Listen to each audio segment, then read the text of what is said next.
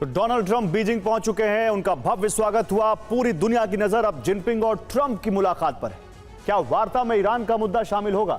हालांकि दौरे पर जाने से पहले ट्रंप ने एक टोन सेट की, संकेत दिए कि ईरान से स्थायी युद्ध विराम का हल खोजना वार्ता का अहम मुद्दा रहेगा। अब ट्रंप और जिनपिंग की मेज पर ईरान का भविष्य है, जिसको लेकर कई सवाल उठ रहे हैं। क्या चीन की प्रैक्टिकल डिप्लोमेसी और ट्रंप का बिजनेस माइंड अरब सागर की ये आग बुझा पाएगा, या हॉर्मुज ही महाविनाश का एपिसेंटर बना रहेगा? नजरें बीजिंग पर हैं, क्योंकि जहां से निकला फैसला तय करेगा सुलह होगी या सर्वनाश। जिसमें ईरान को 100% यूरेनियम संवर्धन रोकना होगा, मिसाइल प्रोडक्शन भी तुरंत कम करना होगा, मिसाइल रेंज 100 किलोमीटर तक सीमित करनी होगी, ईरान को हॉर्मुज से अधिकार तुरंत छोड़ना होगा, पश्चिमी देशों के जहाजों को हॉर्मुज में एंट्री देनी होगी।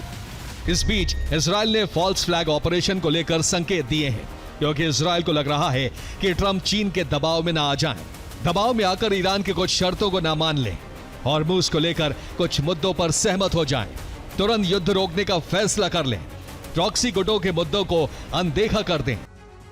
और चीन में ट्रंप और जिनपिंग के बीच अगर ईरान की शर्तों पर करार हुआ तो ईरान हॉर्मुज खोलने के लिए तैयार हो सकता है।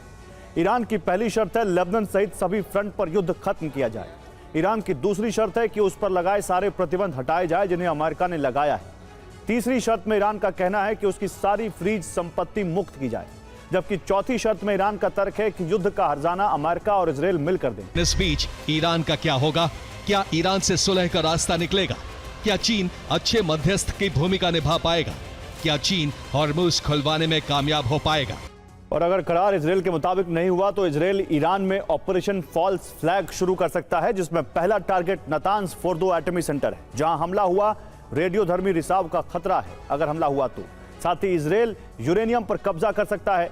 दूसरा टारगेट तेहरान है, जहां सैन्य और कमांड हेडक्वार्टर्स है।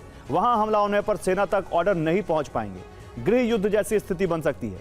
तीसरे नंबर पर बंदर अब्बास है, जो एक ऑयल पोर्ट और नेवल बेस है। वहां हमला होने पर तेल सप्लाई पूरी तरह टूट जाएगी। साथ ही हॉर्मुज से ईरान का कंट्रोल हटने का खतरा है। अगला टारगेट इस्फहान तबरीज है, जो मिसाइल सिटी और प्रोडक्शन प्लांट है, जहां हमला होने से जवाबी ताकत कमजोर पड़ सकती है। साथ ही प्रॉक्सी गुटों तक हथियार नहीं पहुंचेंगे। पांचवा टारगेट अराक है, जो भारी जल संयंत्र है। यहां हमला होने से प्लूटोनियम संवर्धन रुकने का खतरा है, जिससे ईरान की एटमी क्षमता खत्म हो सकती है। अमेरिका युद्ध के जरिए दुनिया में अपना वर्चस्व साबित करता रहा है, लेकिन इसके लिए वो अरबों खर्च भी करता रहा है। अमेरिका ने 1950 से 1953 तक चले कोरियाई युद्ध में 28 लाख करोड़ फूंक डाले, जिसमें नॉर्थ कोरिया पर लगाम लगाई थी।